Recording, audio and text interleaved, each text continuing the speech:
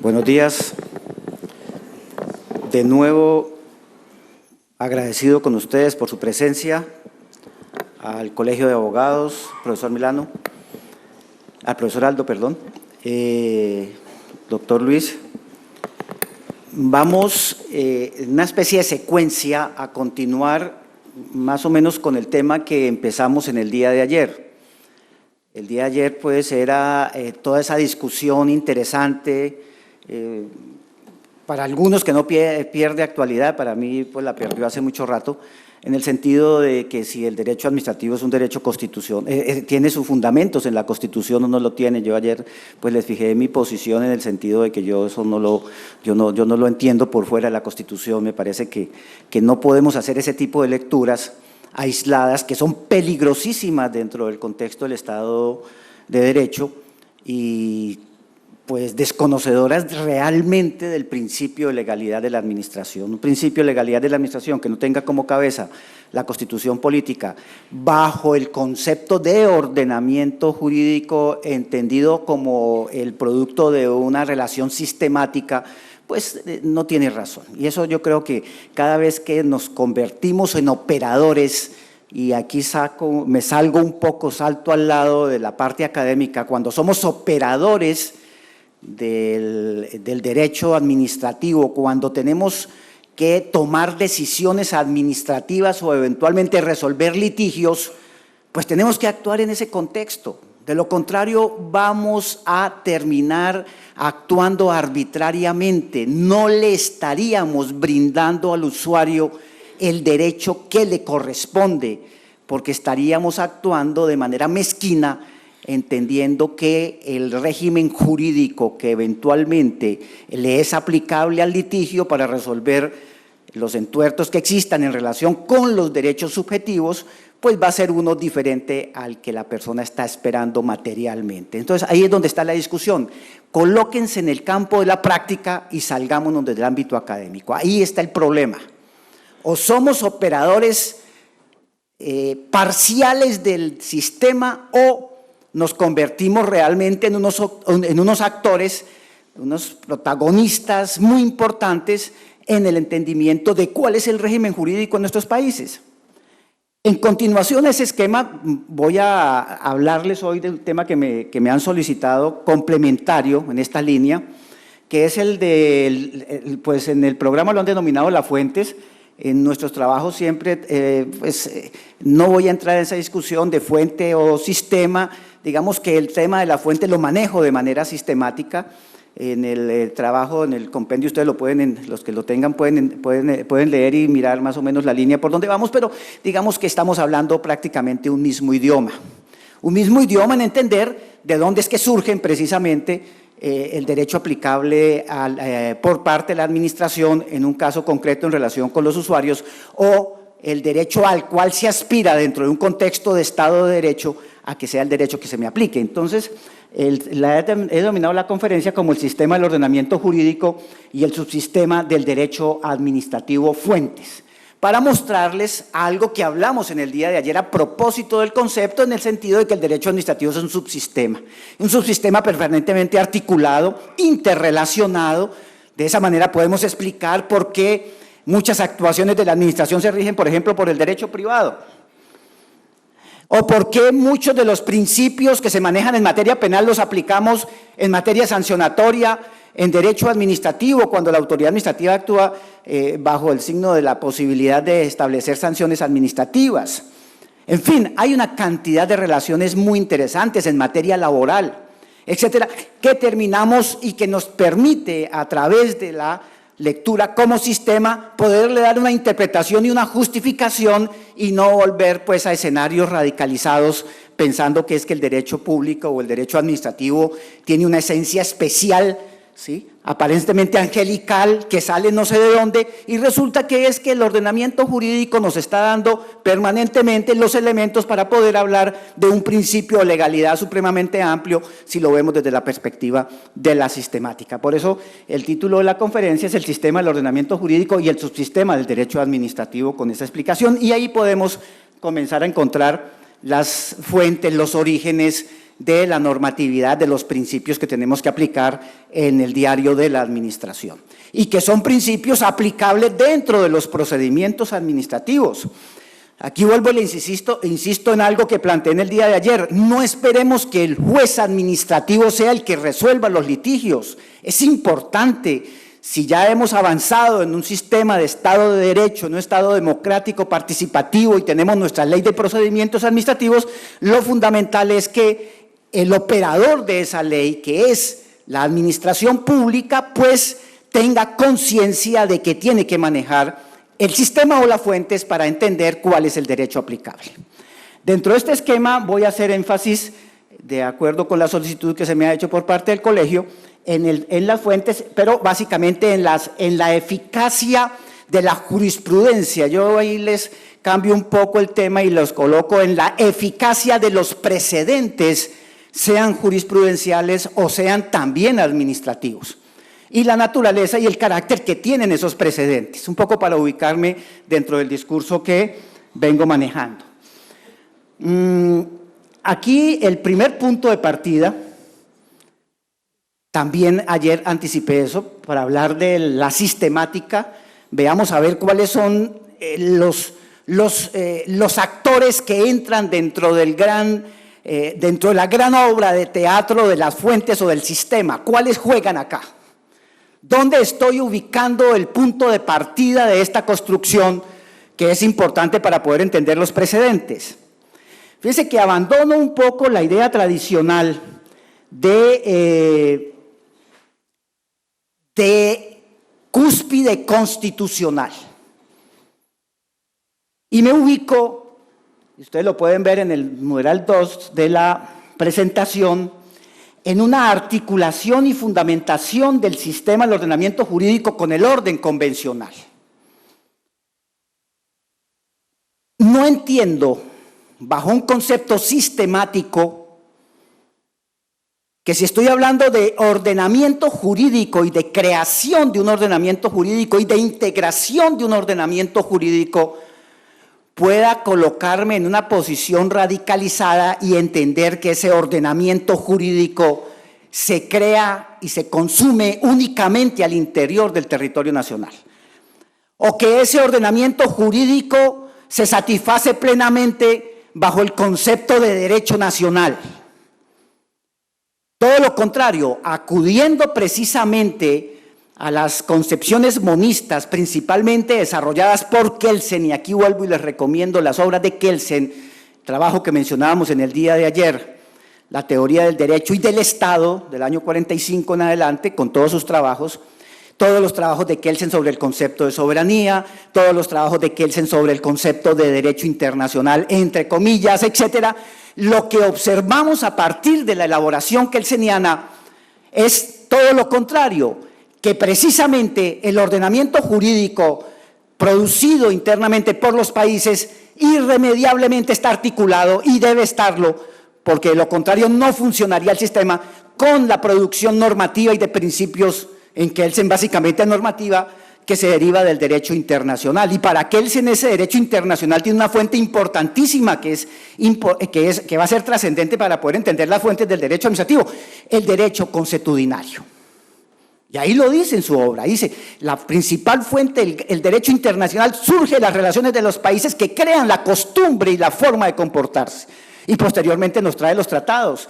Y posteriormente nos mete Kelsen dentro de esa estructura también escalonada internacional, nos mete los fallos judiciales de los tribunales internacionales, porque recuerden ustedes que para Kelsen uno de los grandes problemas del derecho es que la norma no se tenga la fuerza suficiente para imponerse, y eso lo hace ver precisamente en sus trabajos primarios sobre el derecho internacional, cuando dice que era un derecho que le faltaba dientes para oponerse, y posteriormente ya cuando tiene la oportunidad que de trabajar como asesor en los temas de Naciones Unidas, lo que se preocupa y lo que manifiesta en sus escritos es la necesidad de que las decisiones de los tribunales internacionales tengan vincularidad.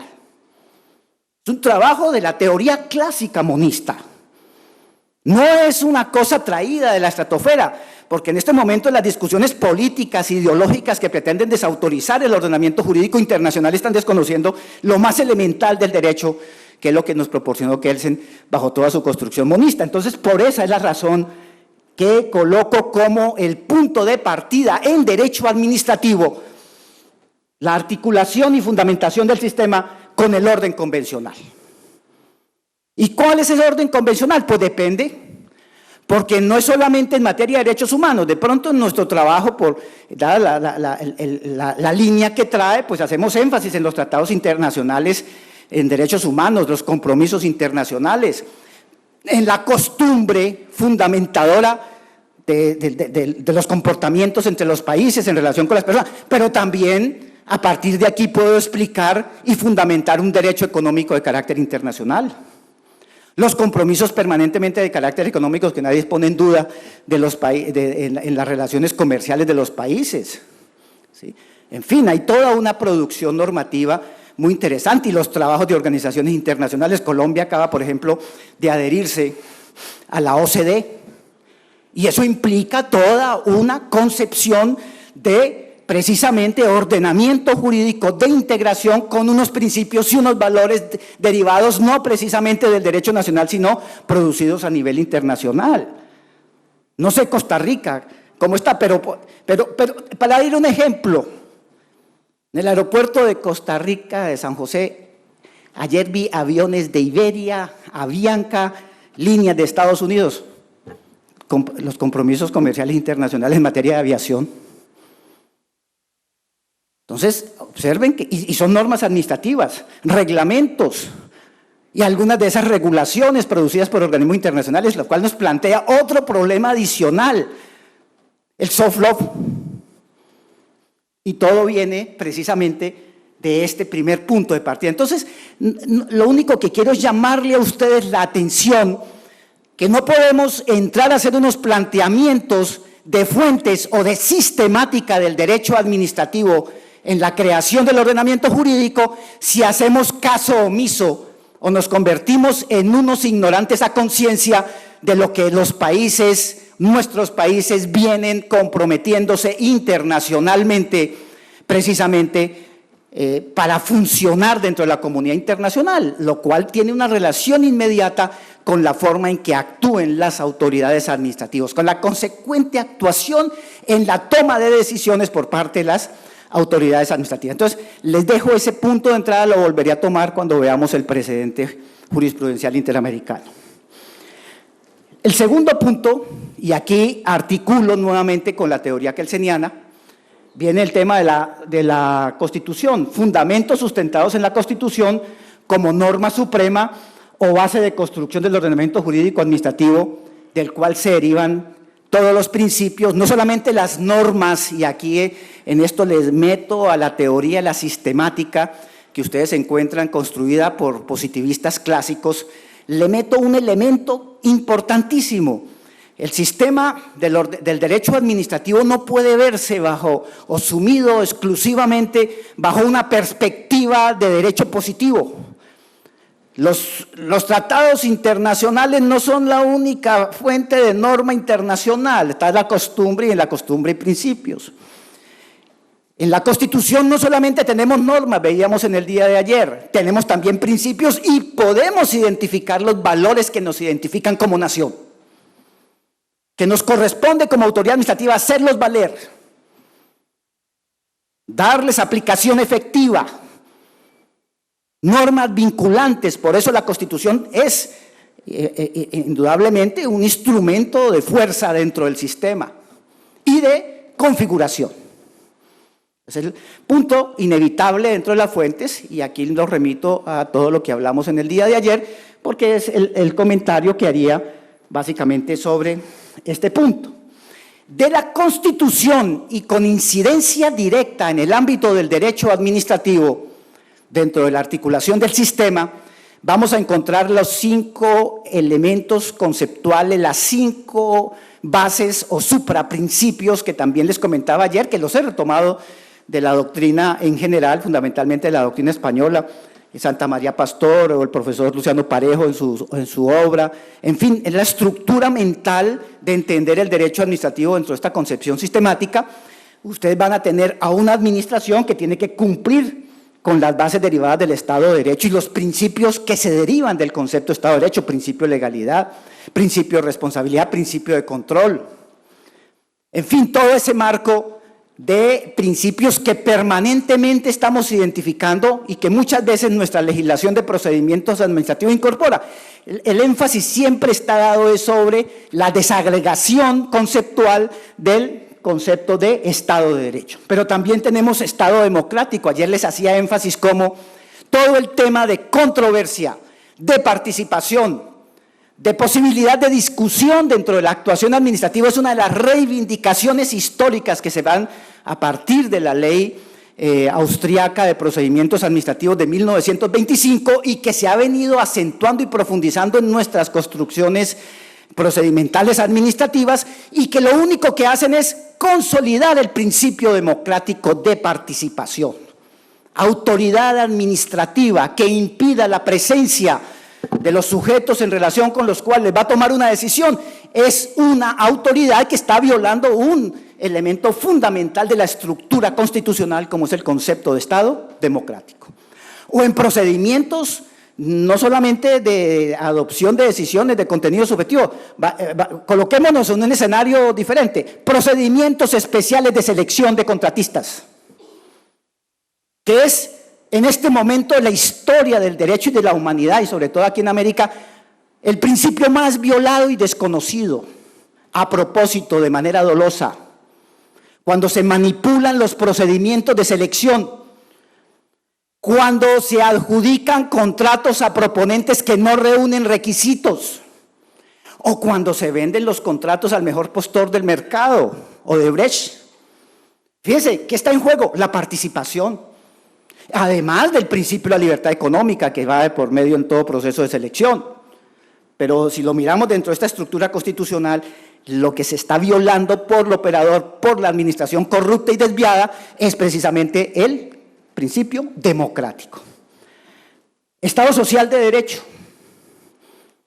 todo el concepto de solidaridad, todo el concepto derivado de la asistencia misma que deba prestar la administración, sea por regla general en algunos ordenamientos o sea por regla de excepción en otros, tiene su fundamento también en la norma constitucional. Habría que verificar y expurgar nuestra Constitución a ver cuál es la línea económica del pensamiento constitucional. O es una Constitución que defiende la libertad de empresa, el libre mercado, o es una Constitución intervencionista, ¿sí?, donde le da poderes absolutos a la administración para interferir en la libertad de los particulares. Y de eso depende la forma como se desarrolla el procedimiento administrativo. De todas maneras, estamos actuando dentro de la base del Estado social de derecho. Estado unitario, repartición del poder sobre el territorio, de que cómo es nuestra estructura, está precisamente derivado de la Constitución política. Y el último, el de la integración o supremacía o principio de la integración y de la convencionalidad, en el cual ubicamos precisamente todo lo derivado de ese deber de integración con el orden convencional que he explicado bajo la concepción kelseniana. Bueno, después del ordenamiento internacional, del orden constitucional, viene la ley. Fíjense que la ley ya no está en el ombligo del derecho administrativo, sino que es una fuente adicional, es un elemento importante dentro del análisis sistemático, articulado con todos los demás. No es la única obligación de la administración bajo concepción clásica de aplicar la ley, de respetar la ley en un concepto demasiado estrecho de legalidad, sino es de sujeción al ordenamiento jurídico, y ahí vienen todas las modalidades de ley que ustedes ya conocen, y habría que mirar en cada ordenamiento constitucional cuáles son las modalidades de ley, quién puede producir la ley por regla general o por reglas de excepción, etcétera. El acto administrativo de carácter general, el reglamento, cuarto lugar de producción normativa, en una lectura kelseniana o un elemento importante de análisis dentro de una teoría sistemática, ¿sí? el acto administrativo de carácter general, acto reglamentario, ahí hemos incorporado los reglamentos clásicos y tradicionales, pero también viene en el punto B las regulaciones sectoriales económicas, que son actos administrativos de carácter general con impacto en determinados sectores, dentro de la explicación amplia que hacía el profesor Jesús ayer precisamente, que tienen el elemento ideológico económico de por medio, pero que dentro de una estructura de fuentes, pues sencillamente está ubicado dentro su alcance no es otro que el de actos administrativos de carácter general. Por lo tanto, sujeto a todo este ordenamiento que les estoy hablando y por lo tanto integrado con todo lo demás. La importancia que tiene una visión sistemática del concepto de regulación dentro de las fuentes del derecho administrativo actual. Bueno, ya después vienen las diferentes modalidades de actos administrativos, incluso la discusión de si el acto administrativo de contenido individual es o no un acto administrativo creador de norma, obviamente para regular relaciones de carácter particular y concreto cuando hay reconocimientos de derechos subjetivos tanto a las personas individualmente consideradas o a los colectivos mismos. Viene aquí ya a partir del sexto, séptimo, octavo y noveno punto de la conferencia, temas de mucha discusión. Importantes elementos de la sistemática, pero también dentro del concepto de fuentes, elementos que han tenido una lectura clásica muy restringida, pero también una lectura actual nos lleva a hacer replanteamientos frente a la administración. Y les voy a plantear a ustedes las inquietudes que tengo sobre cada uno de estos puntos. Principios generales del derecho. ¿Es o no el derecho administrativo un conjunto, un subsistema sujeto a principios? ¿Es un mundo estrecho del positivismo clásico? ¿Se nos impide la lectura y la medición del alcance de las disposiciones normativas en materia de procedimientos a la luz de los principios y sobre todo los principios generales del derecho? Creo que no. Y en un derecho procesal actual esto sería inadmisible precisamente porque el juez, independientemente, o el funcionario administrativo, independientemente de que entre a calificársele como un juez protagonista, como un juez que quiere colocarse en un papel legislador, es un juez que tiene que entender cuáles son las bases de construcción del sistema. Y a partir de las bases de construcción del sistema, deducir precisamente para qué existe la normatividad. ¿Por qué el legislador o el gobierno, cuando expide los actos de contenido general, expide determinadas reglas? ¿Cuál es el propósito y la finalidad de la regla?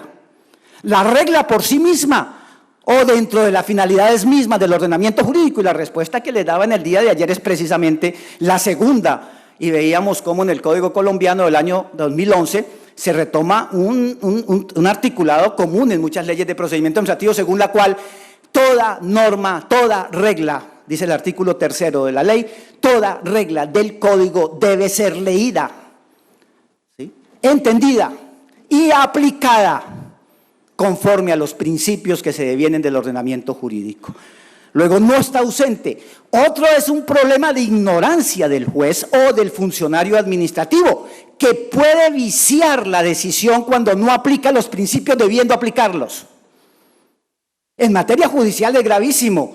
Recuerden ustedes el tema del error judicial, un desconocimiento, una aplicación de la norma por fuera del marco del principio, cuando el principio es fundamental para resolver el litigio o el alcance de la disposición, podría incurrir en error judicial. Y el error judicial vulnera los derechos fundamentales, vulnera los derechos humanos y es sancionado y el Estado puede ser condenado por error judicial. O puede haber también un error del funcionario administrativo que viciaría por desvío de poder o eventualmente por falsa motivación la decisión que la administración adopte. O sea, mucho cuidado con las posiciones pretendidamente ideológicas que se quieran tener sobre el alcance de una norma, cuando la misma lo que hace es algo que veíamos en el día de ayer, su aplicación estricta, porque se trata de un funcionario o de un juez que sabe leer y por lo tanto el alcance que le da a la disposición es la que dice el diccionario y no la que me da la principalística. Es importante entonces el tema de los principios generales en este aspecto. Viene el tema de la jurisprudencia, que es donde ustedes me piden el favor que haga énfasis. Pues, fíjense que me toca hacer una especie de persaltum, porque dentro del manejo de fuentes y en el manejo de la sistemática, la decisión judicial, pues bajo la concepción kelseniana, crea derecho.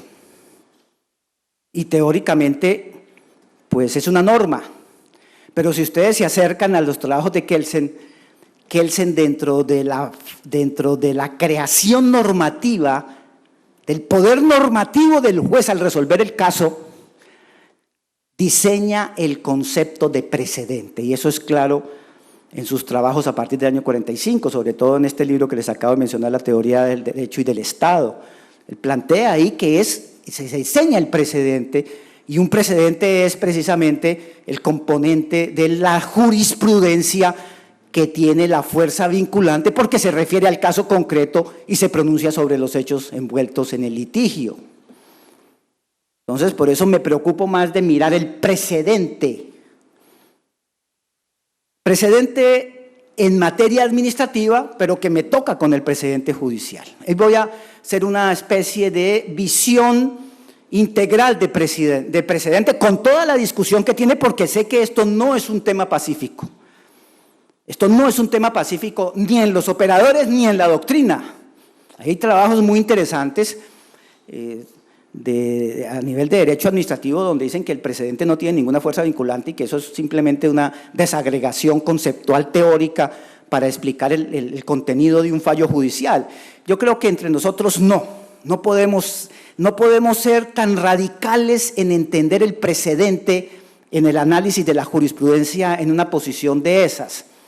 A mí me parece que cuando el juez actúa y resuelve los casos, no lo hace como un mecánico operador de la norma, lo hace también como una autoridad que construye para la seguridad jurídica una decisión.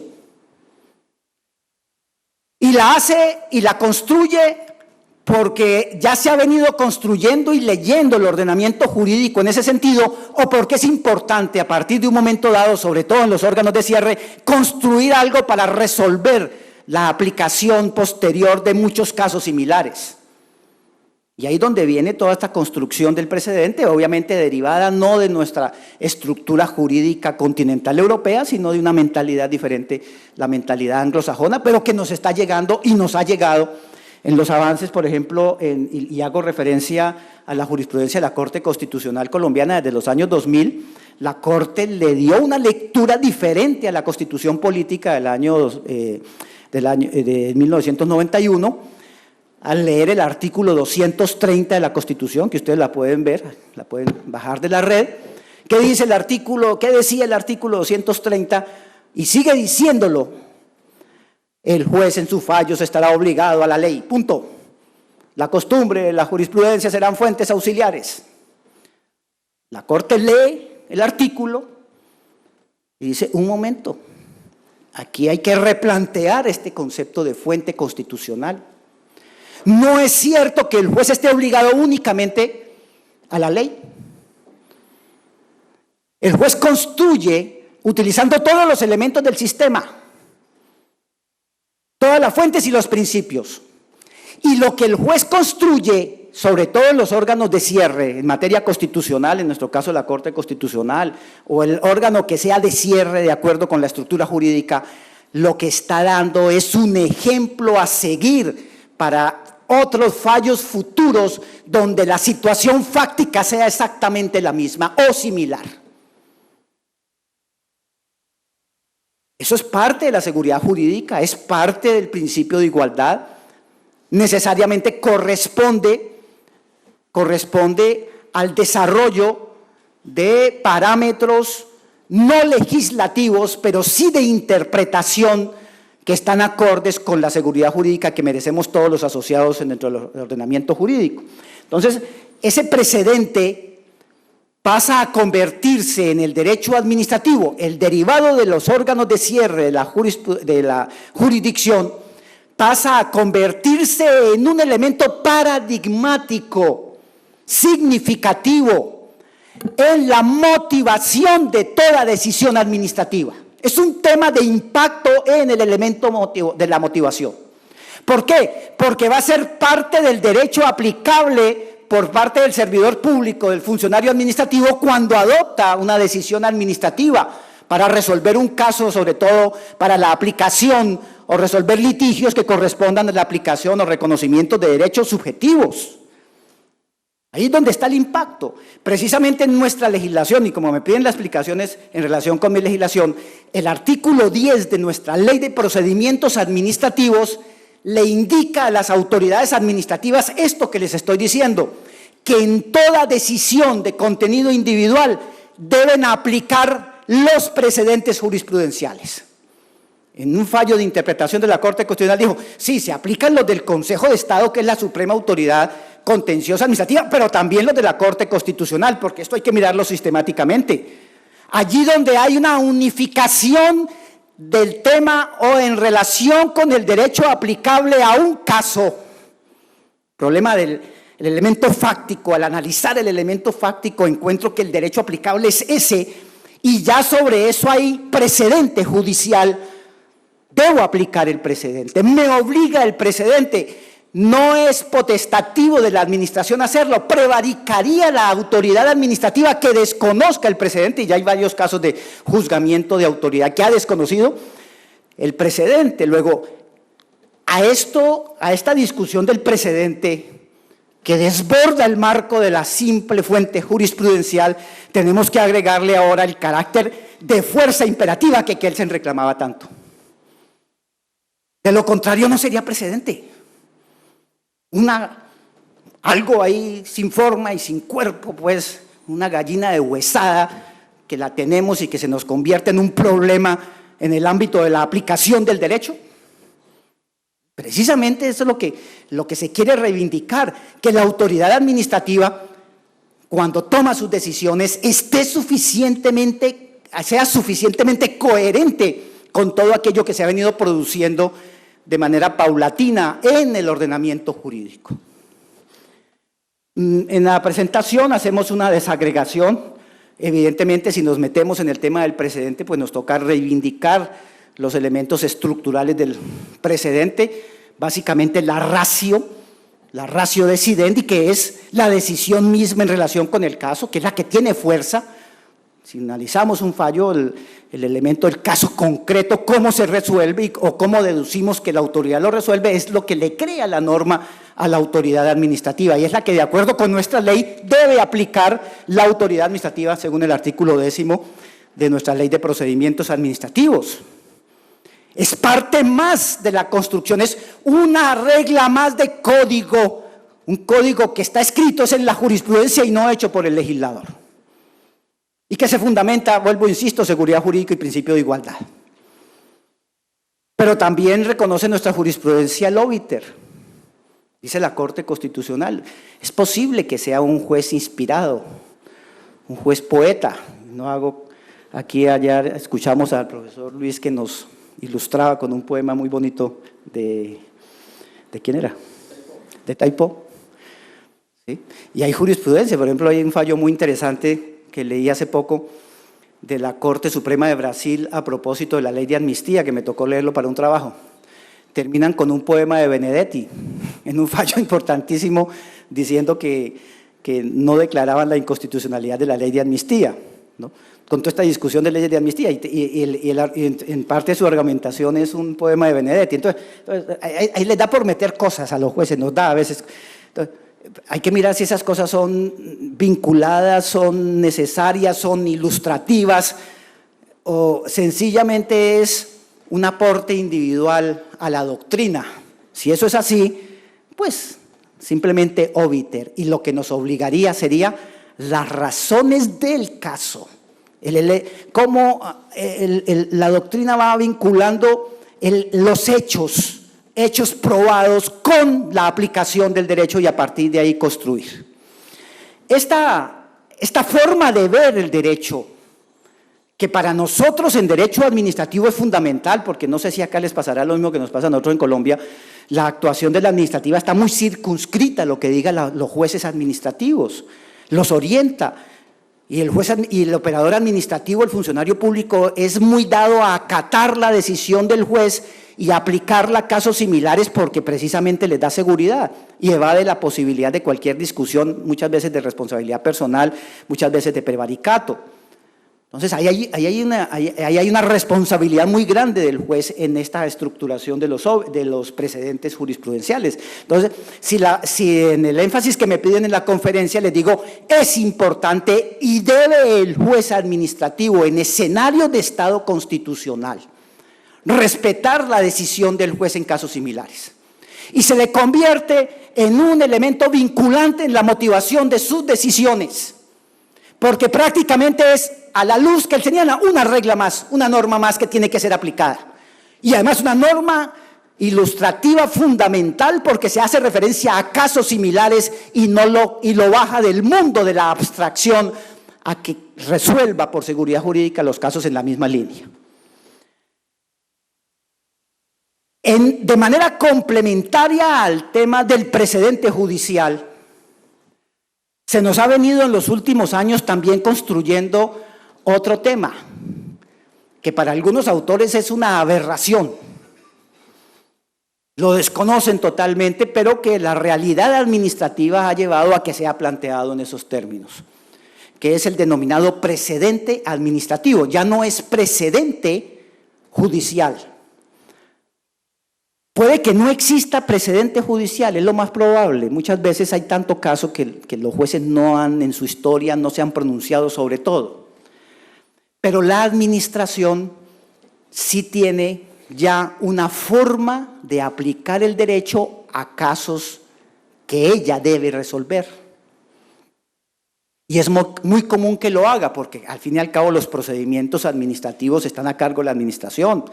Ella es la que tiene que dar la cara permanentemente para resolver todo tipo de reclamación o solicitudes de declaraciones o peticiones en relación con los derechos de los ciudadanos y del colectivo.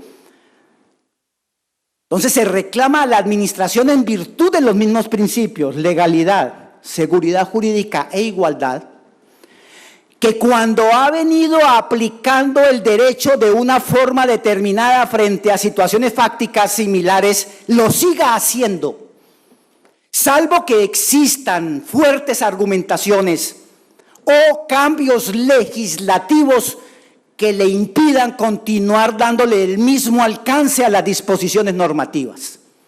Fíjese que aquí quien construye la norma no es el juez, es la misma administración. Y en virtud del principio de legalidad se le está diciendo, continúe haciéndolo, o de lo contrario dé unas explicaciones muy coherentes y muy fuertes, una carga argumentativa demasiado fuerte para que usted me justifique por qué en este caso se me apartó y por qué en ese otro caso sí aplicó la norma en ese sentido. ¿Sí? Ese es bien el tema. También nuestro artículo 10 de la ley 1437 lo incorporó. El problema de nuestras administraciones es que no tienen memoria.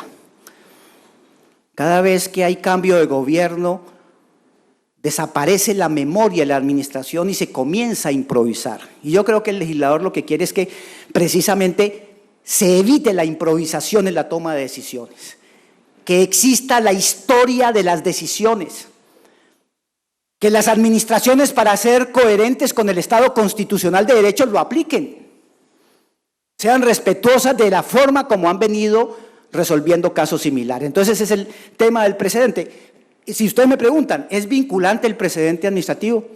Le digo, para mí es vinculante porque es precedente, o si no, no sería precedente. O si no, no estaríamos hablando de la construcción de un precedente, estaríamos hablando de cualquier otra cosa. Pero si vamos a eso, ¿cuál sería la motivación y la justificación de una autoridad administrativa para que me diga por qué cambió de razón? Y fíjese que ese es el argumento que históricamente hemos utilizado en el derecho administrativo para justificar el desvío de poder. O sea, no es extraña a nuestra tradición jurídica. Cada vez que encontramos ese tipo de decisiones discordes frente a hechos similares, con eso como litigante lo primero que armamos es un desvío de poder y le estamos enrostrando a la administración que está siendo torcida en la toma de sus decisiones. Entonces, en mi opinión, es salirle al paso desde el punto de vista conceptual al desvío de poder, evitar la arbitrariedad, dar seguridad jurídica, que es lo que todos los ciudadanos le reclaman permanentemente, no solamente a la justicia, sino también a la administración. Entonces, es importante el tema del precedente dentro del ámbito de fuentes, si ustedes lo quieren ver, o dentro del ámbito de la sistemática del derecho administrativo.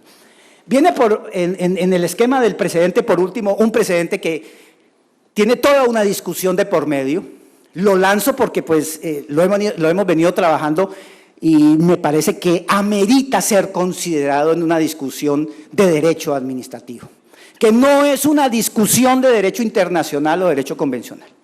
Y es precisamente el que en nuestro sistema interamericano de derechos humanos denominamos el precedente convencional o el precedente interamericano, que ha venido siendo trabajado a propósito de toda la estructura sobre el control de convencionalidad por la Corte Interamericana de Derechos Humanos para generar los insumos necesarios en cada país para poder ejercer el control de convencionalidad. La construcción de estándares y mínimos en materia de derechos humanos que se convierten en precedentes sobre el alcance de la Convención Americana y de otros derechos humanos que sean compatibles con la misma Convención en los términos del artículo 30 de la Convención. Y ustedes van a encontrar una sistemática construcción de precedentes. Ya la Corte ha juzgado un buen número de casos y se ha pronunciado sobre la aplicación de los derechos humanos o el alcance de la preceptiva normativa de los tratados sobre derechos humanos o el alcance inclusive del derecho internacional consuetudinario en materia de derechos humanos en relación con esos casos concretos. ¿Y ese insumo qué se hace?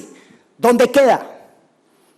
A la luz del artículo 2 de la Convención Americana de Derechos Humanos, toda autoridad de cada país, sea legislativa, judicial o administrativa, o de otro orden, en ese caso administrativa, cuando produzca sus decisiones, cuando resuelva los casos que involucren derechos humanos, sus parámetros, sus mínimos, serán los que determinó la Corte en sus precedentes. Ese es el precedente interamericano. ¿Tiene fuerza vinculante a una autoridad administrativa? Y ahí comienzan las discusiones y comienzan las autoridades a patinar y comienzan los gobiernos a despelucarse, porque eso además tiene una reacción a nivel político impresionante, ¿sí? No es sino mirar el artículo 2 de la Convención. Entonces, el señor gobierno, pero usted dijo acá que usted se comprometía a que sus autoridades administrativas la apliquen. ¿Qué vamos a hacer? Y además, si ustedes quieren, además esa convención además es ley interna, si es que vamos a discutir si es ley o no es ley. Entonces sáquenla por la fácil, digan sí es ley y vincula. Al igual que el planteamiento que hicimos sobre el precedente jurisprudencial, es una jurisprudencia más, si se quiere, es un precedente jurisprudencial más, porque la Corte Interamericana es un juez más de nuestro sistema. No es un planetario, no es un juez extraído pues de la maraña del mundo jurídico, es claramente un juez instituido para decir cómo se aplica la convención.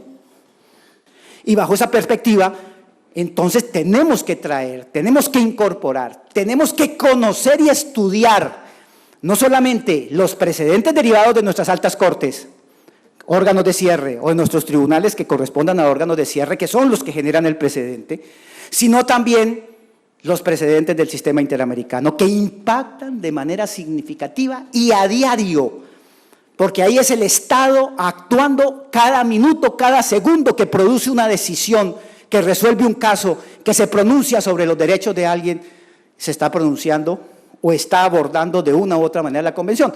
Para no ir muy lejos, yo creo que en el 100% de las actuaciones de las administraciones públicas en nuestros países permanentemente están jugando con el artículo 8 de la Convención Americana, debido proceso. Acceso a la autoridad administrativa para resolver, derecho de petición. Entonces, véanla por ese lado. Conozcamos, el problema es de estudio, el problema es de formación, el problema es de saber qué es lo que se está diciendo allá, el problema es de sistematización. Entonces, involucrémonos en ese discurso para que estos elementos del sistema sean completos, para poder hablar realmente del alcance del precedente y la importancia que tiene el precedente y no sigamos haciendo lecturas improvisadas de la ley o de la Constitución. Hay que leerlas conforme a lo que ya existe y a la forma en que hemos venido como país civilizado aplicándolas. De lo contrario, la barbarie. Bueno, siempre quienes trabajamos derecho administrativo entendemos que la barbarie está en la administración. Las cosas que se ven a diario y las arbitrariedades nacen del ejercicio de la administración y no de los operadores, no de los destinatarios del derecho. Viene una última fuente que tiene relación también con el tema del precedente, que hay que mirarla y hay que volverla a leer. Pues recuerden, en virtud del principio de legalidad a la administración, ¿qué la obliga? La ley, la norma. Por eso nosotros en estos países somos tan positivistas, ¿no? El principio de legalidad. Luego, ¿una costumbre podría vincular a la administración? Obviamente que no. Y la respuesta que damos en todos nuestros trabajos, eso es una… Y vaya un estudiante y contéstele al profesor de administrativo que la costumbre vincule y inmediatamente lo raja. ¿No? Vaya, repita, vaya, estudie. Principio de legalidad. Y no me venga con tesis raras. Principio de legalidad. Bueno, pero si nos vamos a materia de contratos del Estado y resulta que los contratos se les aplica la norma del Código de Comercio, por lo menos en Colombia, dice la ley que se aplica el Código de Comercio y la costumbre es un elemento importante para resolver la dinámica, el principio de buena fe en el desarrollo de los contratos. Y hay que mirar, configurar la costumbre. Y los contratos del Estado no son marcianos. Los contratos del Estado están sujetos al mercado, a la dinámica del mercado, obviamente respetando la legalidad. Pero ahí hay un escenario importante donde sí aplica costumbre. El problema es probarla. Es otro problema. Pero avanzo un poco más. Contratos internacionales. El fundamento de los contratos, de muchos de los contratos internacionales no son los tratados. Bueno, que los tratados abordan aspectos, pero es el derecho internacional consuetudinario, doctores, que hay que conocerlo, las costumbres en materia contractual, en el contenido de los contratos, en las cláusulas de los contratos. Yo no puedo entrar a desconocer como juez nacional una costumbre internacional en un contrato, por ejemplo, de inversión, donde se incorporen cláusulas que corresponden a la costumbre internacional. Entonces, la costumbre en materia de derecho administrativo sí tiene una puertica abierta ahí. Pero veamos otra, simplemente para que la reflexionen. En materia de derechos humanos, en materia de derecho internacional humanitario, o sea, en materia de convencionalidad de derechos humanos, que he venido insistiendo que está en la cúspide. Según Kelsen, y vuelvo y lo remito, no es que trabaje con el señor Kelsen, no nos conocemos, pero él sostiene algo muy importante, dice, la regla general en las relaciones internacionales, en el derecho internacional, no son los tratados, es la costumbre internacional, derecho internacional consuetudinario y para nuestra disciplina, derecho internacional consuetudinario de gentes. Que si no estoy mal, Costa Rica y todos los demás países del mundo así lo reconocen expresamente cuando firmaron la Convención de Viena del año 69 sobre el derecho de los tratados y en el preámbulo de la Convención dicen que continúan respetando y acatando integralmente el derecho consuetudinario. O sea, el derecho consuetudinario terminó siendo norma positiva de un tratado internacional. Entonces, cuando la autoridad administrativa debe adoptar una decisión que comprenda temas de esta naturaleza, tiene la posibilidad de acudir dentro de la sistemática del ordenamiento jurídico a las costumbres. Obviamente, también ahí el problema es demostrar que es una costumbre. La prueba de que es una costumbre. O sea, el discurso histórico que manejamos en el derecho administrativo, propio de una mentalidad positivista, ¿no?, ya revaluada, en el sentido de que la costumbre no puede ser de ninguna manera una fuente o un elemento sistemático, se rompe.